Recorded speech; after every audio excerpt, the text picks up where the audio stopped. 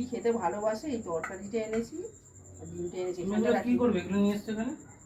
আরে দিদি এই তরকারিটা খেতে ভালোবাসে, ও আমাকে বলেছিল এই তরকারি করলে আমায় দিস তো, ওই জন্য। কেন তরকারি হবে তো রাত্রিবেলা? কি দিদি আছে তো? আবার জোরে ও এখন এসছে নাকি? কথা বলছি, এসছে। এসছে তো কোথায় যাবে? এসছে তো তুমি বাড়ি যাও, ঘরে যাও, ঘরে যাও। শুধু মুদে এগুলো নিয়ে এসছে, খাবে না বলে নিচে খাবে। এত বলছি বলো না বলো না, তুমি আছে। এই দুটো কি বলছিল তোকে? আমি শুনতে পাচ্ছিলাম তো। কি বলছিস? কি বলছিস? আরে কিছু বলনি, আমাকে বলছে যে কি গো আমার তরকারি একটু বেশি করে রেখেছো তো, কিচ্ছু বল। এই আমি শুনছিলাম, আমার নামই বলছিল। না রে, কি তোমার নামে আনছো, কিছু কি বলেনি। দিচ্ছ?